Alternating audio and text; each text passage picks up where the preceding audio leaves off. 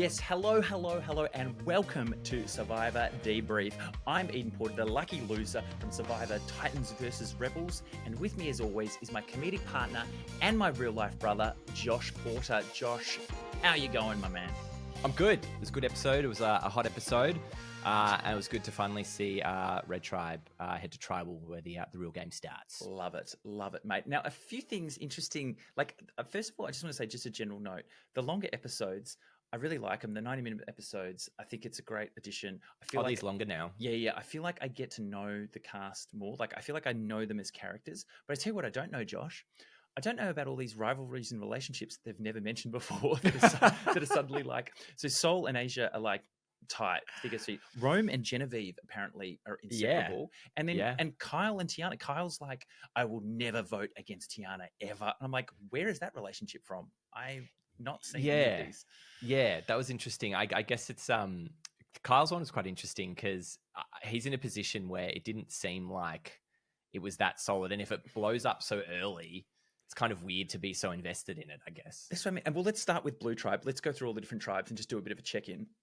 Yeah. Gabe starts with his idol play. I love the little flashback to last season where everyone misplayed their idols. They all went home with them in their pocket. I thought that was I don't really think good. I've ever seen any footage from previous. They've started episodes. to do that now. They've started to bring it, which I love. I think that's really good. But so Gabe, of course, I knew Gabe was going to be trying to scoop up Kyle. What I didn't see coming was Kyle then trying to immediately like throw Gabe under the bus. And that was weird. Well, it seemed like Kyle initially was playing it very cool and taking on that role of like, I know I'm on the bottom. I'm not going to push back and be angry and pissed off about this, which I like to see. Everyone's just go with the flow. But it was quite interesting, him thinking that rather than trying to just slot in where he could, he was trying to make stuff happen and be like, well, I'm going to do this. How did you think Sue took his advice? Sue, my quote of the night again, Sue, she's a quote machine. Sue goes, Kyle voted for me, and I took that personally. It was the MJ quote all over again. But what was interesting is Kyle then goes directly to Sue and says, Gabe's calling you guys goats. And Sue just doesn't trust him because he didn't come in with, I apologize for voting for you. It was actually TK that did this. I actually didn't want to do it. Like, he needed to have that one-on-one with Sue and build some sort of relationship. And so Sue was just like, well, he's just lying to me because he voted for me. I don't like him. He's dead to me. Which go. I was going to say, I thought it was a really good read from Sue, just to be like, you're probably just saying this stuff. And the funny thing was Carl being like, I don't get it. She like doesn't believe me. Like, what's wrong with her? Honestly, I think Kyle is from a different era of Survivor. He just seems like a nice guy that's sort of just trying to get through it. The thing is, Sue shouldn't be doing that. Sue should be scooping up Kyle. Like, that's what Sue should be doing. Sue should be saying, that's a really interesting idea, Kyle. Like, let's talk about that. Because her little thing about, and you can maybe speak to this, of trying to focus on the challenge and be like, well, do we really need to get into the strategy of this if we're not going to tribal now? What do you think? No, you need something. You don't want to put a target on anyone because in case it blows up, but you want to have a plan because if you leave it all to the scramble, it can get out of control. So you need to have something in your mind. I would never paint a target too early and go, this is definitely the person until you lose. You're just trying to get sort of the lay of the land and feel it out a bit. So 100%. If you do come to it, you kind of know where the lines are a bit. Yeah. But if Sue's got to think, if I don't scoop up Kyle, someone else is going to scoop him up and it could be trouble. So I think Sue played that a little bit wrong. Too personal. What about Yellow Tribe, Josh? Yeah, the friction between Annika and Sam was popping off. So it was really interesting because I felt like a Sam in that moment because there were so many things when they were having an argument and he just goes, yeah, fine. And it's just like giving in because he knows it's the right thing to do. To be like, don't push back, don't fight.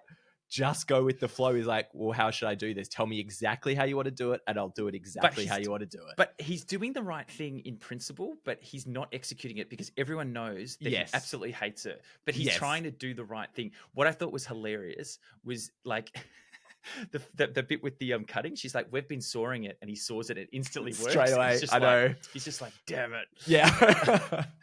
The sleeping arrangements, I can speak to that. Bamboo is terrible to sleep on. Go for the sand. Just get straight into the sand. It does you back in. Kitty every single night was like, guys, this morning I'm going to fix the beds. and every morning she'd try and fix the bed up until we ended up just sleeping in the sand. And you get crabs walking on you, but it is what it is. Could you put sand on the bamboo? Is that no? It'd go straight down. It'd go straight through. Because the whole point is the crabs aren't crawling all over you, right? Yeah, and it's trying to get air underneath you as well, because the sand does get wet. If it's been raining, you're sleeping on wet sand. So would you? I know, as Sam was saying, would you prioritize the sleeping over the fishing? Well, sleeping, if you're absolutely not sleeping at all, I would have just gone, let's scrap the bamboo, sleep in the sand, and get a good night's sleep. Because you do, if you've got fishing gear, though, someone should be fishing while everyone else is. Do you think it was weird they didn't split up? Yes, 100% weird. 100% weird. 100% weird they didn't split up. Andy talked as well about a survivor wall. He goes, everyone talks about the survivor wall. I'm here to tell you, Andy, I've watched a lot of Survivor, and I've never heard anyone talk about the survivor wall before, mate.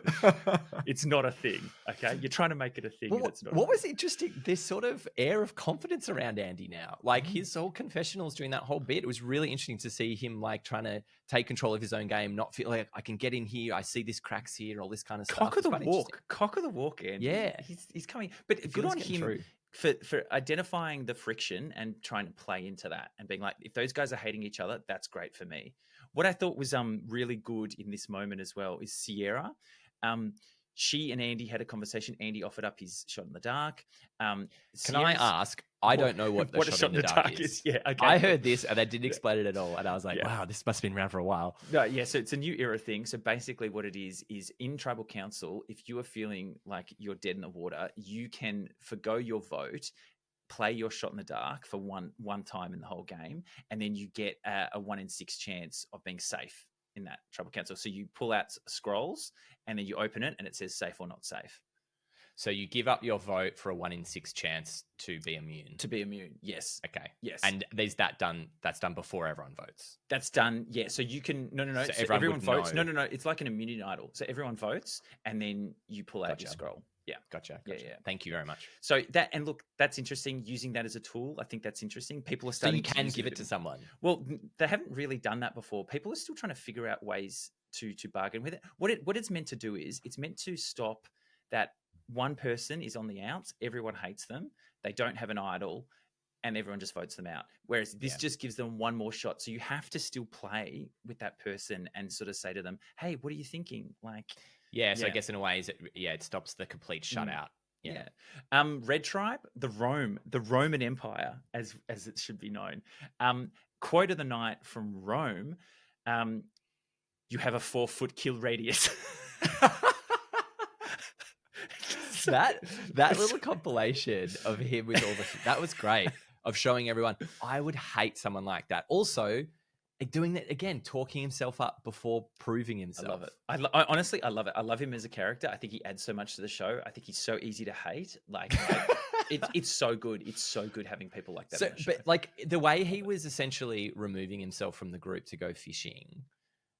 Surely that's not a good idea. Even if you are the one getting that, this feels like season 1 of like, I'm the guy getting the fish. They can't vote me out. Yeah. Except he did a new twist on that was, I'm the guy getting the fish. I'm going to eat the fish. It's very Rupert got to that point eventually in like All Stars and stuff. He was like, I'll just eat all the fish myself then. Yeah. But in saying that, like, he's not saying they can't vote me out because I'm the No. He's being like, oh, I'm having to do everything around here.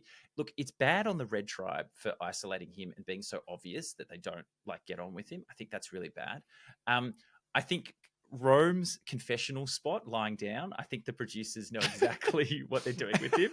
They go, can you just lazily relax against the rock like that? Yeah. Can we have some grapes out here, please? Yeah. And the team, like in terms of how Rome sort of speaks about the game, his arrogance is so good. And I love it when he was talking about TK's arrogance and his ego. Yeah, I know. Like, that was fascinating. That TK guy, I hated him so much. He was so arrogant. Yeah. Well, what I find interesting, and we'll get to it a bit later, but the idea of Rome having so much power in this game, like you're forced to work with someone like him. So he can, in a way, get away with his behavior because he has his advantages. And look, we'll get to that when we get to the scramble. Yes. But it's 100% agree, man. 100%. Should we talk about the journey? Yeah, let's talk about the journey. So the journey is interesting. Josh, I want to ask you a question. How do you stop someone going on the journey that you don't want them to go on the journey? You do a group vote and say we would rather send so-and-so.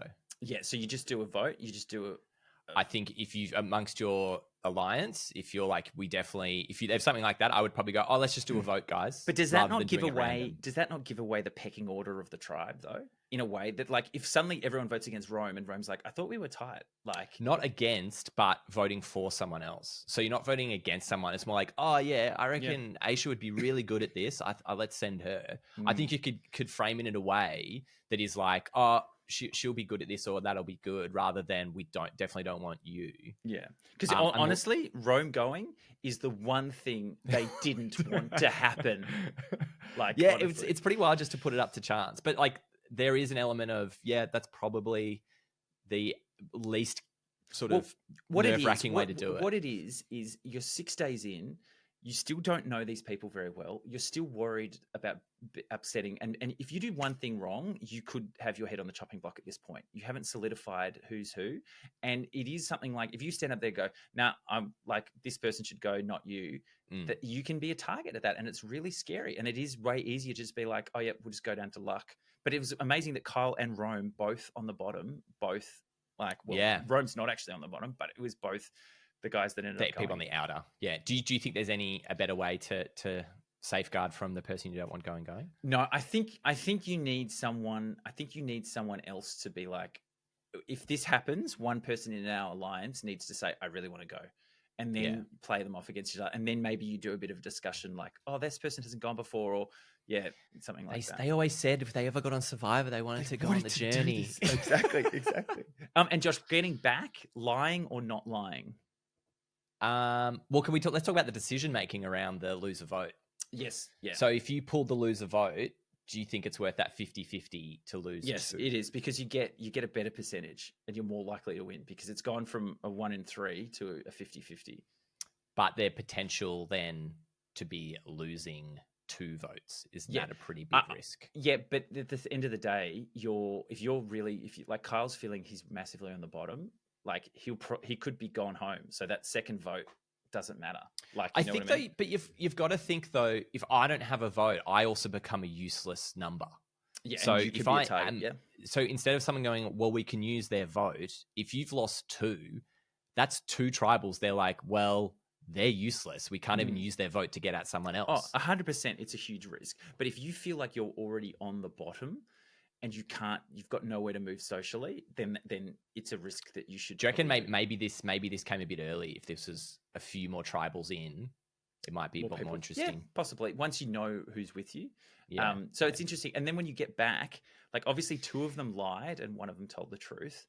I think people are going to assume, if they don't like you anyway, they're going to assume you're lying.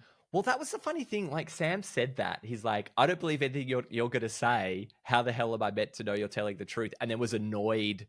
So it's like, you're going to be annoyed whatever happens. Because it's like, if you don't believe the person, in your brain, they can't tell the truth, even if they do. I think you just have to tell the whole, like, I don't know, because if everyone thinks you're lying, may as well lie. Yeah. You know, like. But lie and just say, yeah, I got an advantage. Like, could you go when you didn't? Because if you tell everyone you've lost your vote, I think you're in real danger. Do you think that's a bad? I think you're in real. If you tell everyone, I don't have a vote, I think that's a really bad spot to be in. If everyone knows you don't have a vote. So what if you said, I've got an advantage? Where does that place you? Like, if you're lying that you've got advantage, so people go, oh wow, they're a threat, and you actually don't have a vote. Well, yeah, you could get absolutely stooged. But if people think maybe you have an idol, then maybe they're like, oh, now we have to split a vote, and now they could do this. Because the tribes are so small, splitting the vote is really, like, dangerous. I guess that probably feeds into where you fit. Like, Annika sort of made it clear that, well, I'll lie to the group, but I'll tell my people. So essentially everyone except for Andy will know what's going on. Exactly. So then we get to, so that's where it is. Then we get to the challenge. Love a new puzzle. I thought the seahorse was awesome. So there was a bit of feedback, Josh. They were reusing the same puzzles a lot. And people were learning them, and people were 3D printing them, and there were a couple of seasons where people called Eden Porter. Well, I did it before it got big, but it definitely got to a point where people memorized them and just did them instantly. And that was fun for a season. But now it's like, well, we don't want that. So we want it to keep fresh, which I love. The Matt chat with Rome and Sol, I thought was hilarious. Yeah, that was incredible just to push so strongly on it. Because I feel like Sol probably pushed as far as he could. He was kind of like, no, I reckon. But he was like, okay, all right, I'll back off here. But it's interesting to see someone push so much. Oh, dude, those Matt chats, and I think I said this before, but they are so short and they are literally a minute and you have to come to a decision. And so it does get to a point where you're like, okay, well, I'm not going to keep arguing this because we need to talk about other aspects. Yeah. Andy putting his hand up. I think I'll be really good at all of this. He specifically called out every bit of it. Cut to disastrous run by Andy from Jeff, which I thought was pretty bold. Like Jeff saying that to Andy, I'm like, a couple of episodes ago, Andy was saying to you, Jeff, I love you, Jeff. Yes, I love that's you. true. And now he's like, a disastrous run by Andy. He's keeping it real. It's the push-pull of a father relationship. It's so funny. It's so funny. But then the challenge itself was fun. And then the big one of Kishan saying, I'm going to do it despite not being a strong swimmer. What do you think about that? Just brought a tear to my eye, Josh. Just, you know what? This is what Survivor's about. Jeff, do you love Jeff breaking the fourth wall? Yeah. So, I was like, nah, if I'm Genevieve, I'm like, nah, man, if you suck at swimming, let's not put that risk out there. Yeah. Unless we really need to. We have a chance to sit you out now for a swimming challenge. Let's do that. Like, I just don't, I understand the appeal of like pushing yourself, but it seemed like a really bad call. Yeah, I think so. Did you like first of all, Genevieve spoke this episode, which was a fun addition to the show. But interestingly enough, she was looking for idols on the sit-up bench, which they have been doing recently in seasons. So she obviously knows, like she's seen the show. Maybe that's why she was happy to sit out. Yeah, maybe because she was like, cool, I'll try and find an idol, and then it wasn't there. Wah wah. Poor Genevieve. Poor Genevieve. Do you think there's any strats to this challenge at all? It's just, I think it's just the puzzle is the great. There was a few things like the bottom. You could see the puzzle. There was parts that had flat bits that would be at the bottom. Then you just got to match. Yeah, like it is what it is. It's just the puzzle, really. And the balance. I find the balance beam. Like I think crawling along a balance beam is much more. We're quite lithe. Yeah. So, but like I find crawling across a balance beam so much more difficult than just walking on it. I love the use of the word live. It's just so well. I love it. It's great. Jeff's comments about the challenge at the start where he's like, is anyone here when they're seeing it now, like going, yeah, that's interesting. Which that rings 100% true for me because when we're out there and you're actually seeing these challenges, everything's bigger than you think. Everything's way heavier. Like climbing up these massive structures is hard and you get tired and you're like, this is real. Like this is so heavy. How'd you go into the more water-based ones? Because it's exhausting. I actually didn't get to do too many water-based ones. Like a couple that we had rounds of. It was the dodgeball one, I think, right? The dodgeball one, I was on the tower dodging, so I wasn't swimming. There was one. You're so live. I am so live, mate. It's the word of the podcast. The one where we had to swim to grab a ball and throw in a net. Like I was doing that against Kirby, and Kirby just sort of grabbed me and we just held each other and that was it. So I didn't really get to swim. Yeah, but not that I was the best swimmer in the world. I still go back to year 8 swimming carnival where they said to me, you can go in the relay, you can just do the backstroke. And I was like, okay, I can do backstroke. Get up to the blocks. By the way, it's all freestyle for all legs. So you have to do freestyle. And I did so bad. We were winning, and then we ended up coming 4th by the time I finished my lap. Andy, what are you doing? Bad, mate. It was bad. It was a disastrous run by Eden, as Jeff would say. I think that's pretty much everything that happened. Just one thing finally about the challenge of the puzzle. I think it was Caroline. I know what you're going to say. No words of encouragement, please. What a strange. Everyone's like, come on, get in. No words of encouragement, please. Focus only. No words of encouragement. Focus only. Very strange. Caro is an interesting character. She's very in the zone. Yes. But of course, Red Tribe loses. Yes. As Jeff says, the losers. And now we're into the scramble, man. So let's just take a moment, just going through a bit of this scramble. It was thoughts. Teeny was in a really interesting spot, and this is what I was talking about earlier. Someone like Rome has so much power. He's got an idol, and also he's got some other advantage now that you are forced to work with him. You can't get him out. I thought Teeny's position was really interesting, where kind of friends with everyone. So you're going to piss off someone no matter what you do in this case. And it's like they're having to do a deal with the devil, essentially. Like, it seems like no one wants Rome, really, but they're forced to work with this guy because he's got all these advantages. So the fact at the end of the day that he had to use his idol meant, in their eyes, they're like, voting for him is a waste. And there's no point in voting for him, so we've got to take someone else out. Now, I really liked how Teeny was trying to get the votes off Aisha. I love that. The conversation she had with Rome was perfect. She basically painted Aisha as someone that like we shouldn't go for, and all this sort of stuff, and we've got to get rid of Sol, and like she just did a really good effort to try and switch that up, right? And Rome ate it up as well. Rome ate it up. Rome was all over it, and I think that was really good because they were like, I reckon we can work with her in the future. Like, I reckon and so Teeny was doing everything she could, and she spoke to Aisha and said, "This is what I'm going to try and do. I'm going to try and get it off you." I thought that was fantastic. Yeah, her sort of line around, I'm dropping her hints about what might happen. Yeah. Do you think that's good, or you should just be open and honest? Just be open and honest. If they don't, like, as they say in Breaking Bad, no more half measures. Like, you can't do half measures. You've just got to go, you know what? I'm committed to this person. I'm going to say it. So Rome's tools really did muck everything up because he was gone otherwise. I think so, 100%. And go. I was going to say, I think the relationship between Aisha and Sol, so that was the other big moment when Kashan and Teeny were talking with Aisha. And that moment where she pushed back, and it's like, does she have enough power, social capital, mate? It's social capital and power in the game, and she didn't at all. And the fact is, at that point in the game, if they're coming to you and saying it's actually out of you two, like, this is actually how it's playing out, you need to go to the old Sandra playbook, and you need to go, anyone but me. If this is what we're doing, this is what we're doing. I'm going to be around in the game for a bit longer. But looking at the numbers, right? Asia wants to work with Sol. And if you think you're pretty close with Teeny, and you think you're pretty close with Kashan as well, can't you go, hey, that's 4? Josh, like, isn't that what she's trying to do? This is exactly, like, logically, from a logical point of view, I don't understand. So there's a few things going on. Let me just go through it. So one is, why can't you just split on Genevieve and Rome?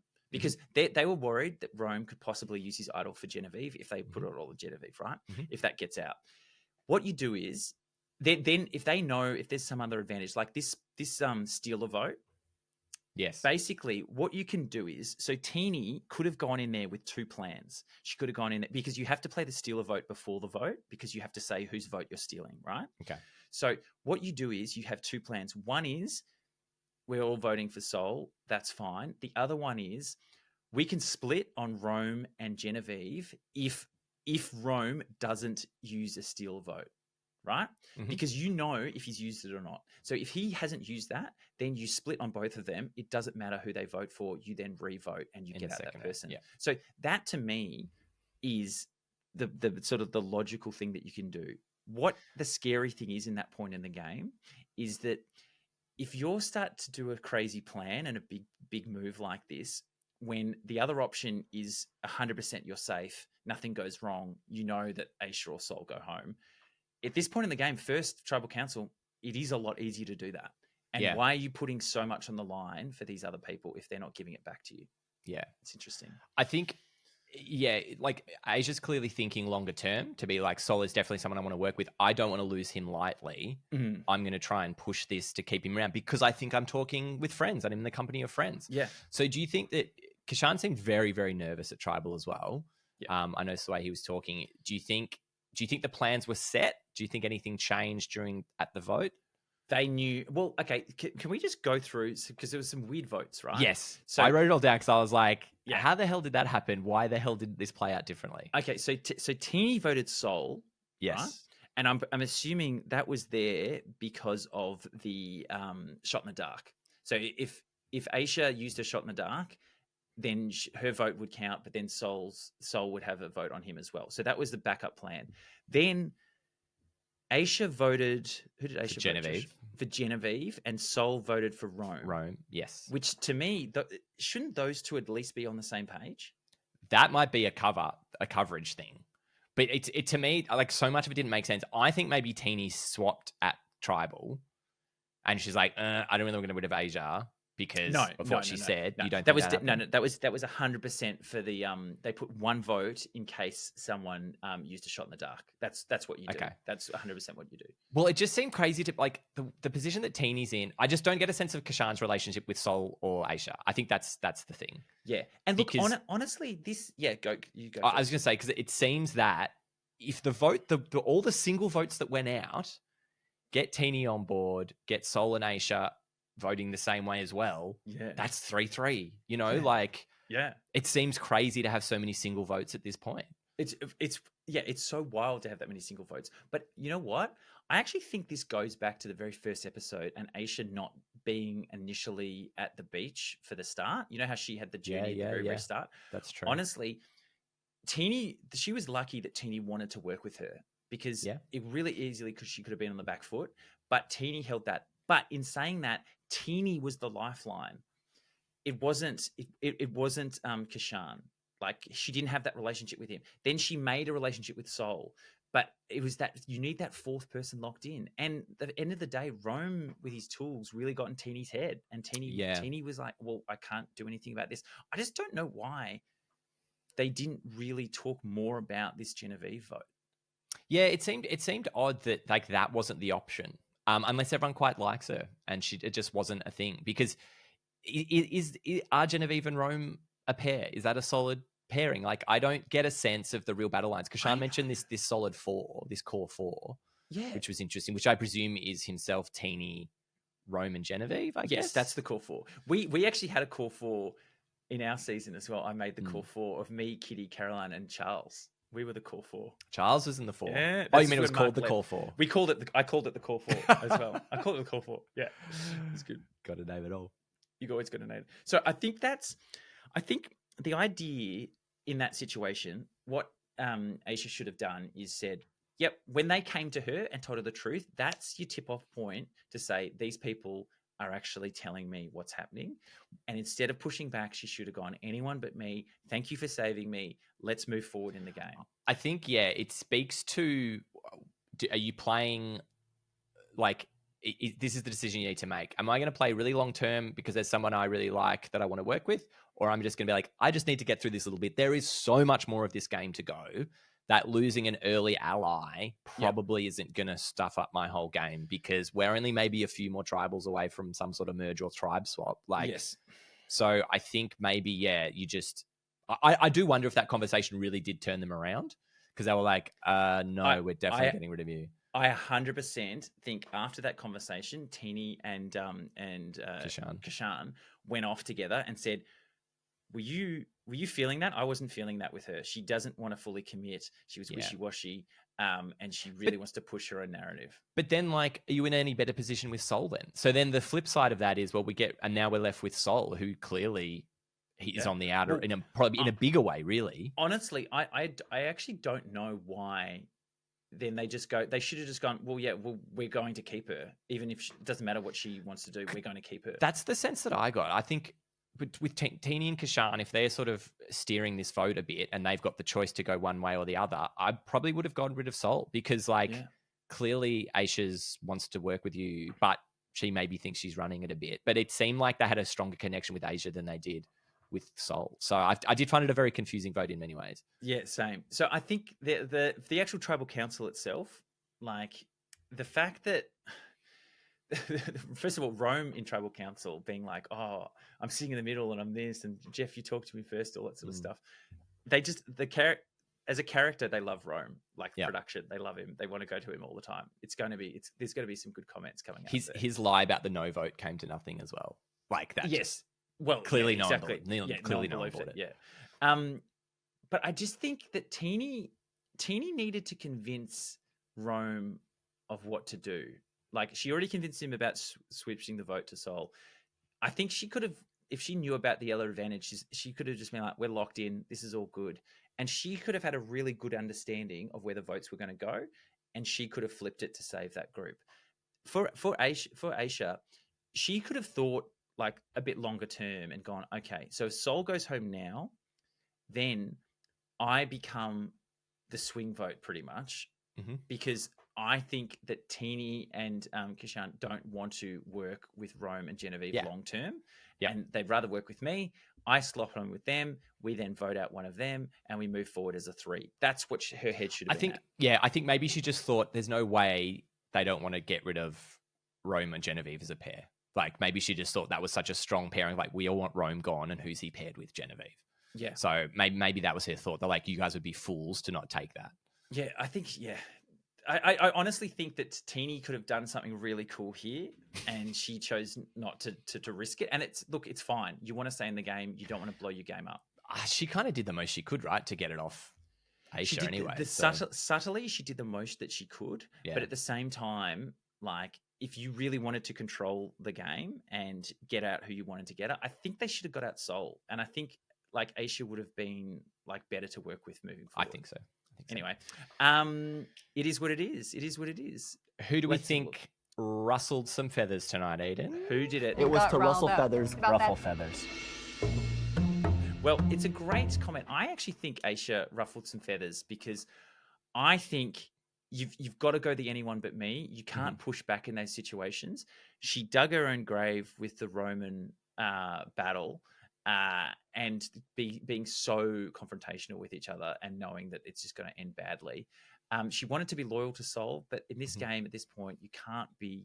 You've got to burn a bridge. You've got to burn that bridge. I think the biggest feather rustler. You said rustle feathers. Was Rome again. Just his attitude around camp and having all these advantages and these powers. He is rustling some feathers left, right, and center, and he has the power to do it at the moment. So I think he'll come unstuck very quickly as soon as he loses. So you want to give it to Rome again? I suppose he, in the purest sense of the word, he did ruffle a lot of. Feathers. He did rustle some feathers. He rustled and he ruffled. You said rustle feathers. Thank you, Tyson. And who spun and grun, Josh? Who was the spinner and the who had a good? I think Teenie had a pretty good night overall.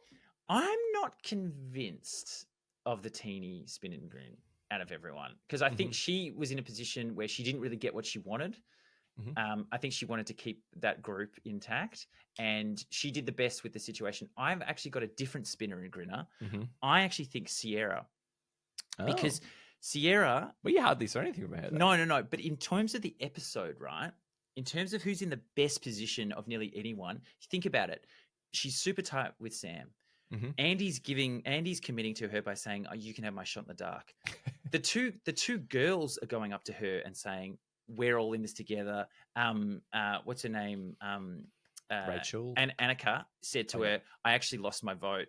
I don't have anything to do it." Yeah. So she knows exactly what everyone is doing in that tribe. Everyone thinks they're in with her, and I think she is in the best position out of nearly anyone in the game. Yeah, fair enough. That's good. So I think we're going to give it to Sierra. I think spinning grin is Sierra today. And who had a bad episode, Josh? Bad. Let me just check who had a bad night. Asia had quite a bad night. Terrible. But I think that pretty much does it for episode 3, Josh. So thank you for breaking it down. Any final thoughts? No, I've been enjoying the season so far. It's nice to finally have had a tribal with each tribe, so we kind of know where everyone stands. You've got a good sense of everyone. It's so much better than having one tribe get annihilated. It's really interesting. Yeah, so all the next votes will be really interesting, like just where everyone is. I feel like there's so many voting blocks moving around and shifting, so it'll be very interesting to see where it goes. And if we have a merge coming up or a swap, will be really interesting to see. Excellent. Well, I cannot wait to next week, Josh. Talk to you then, my friend. See you later.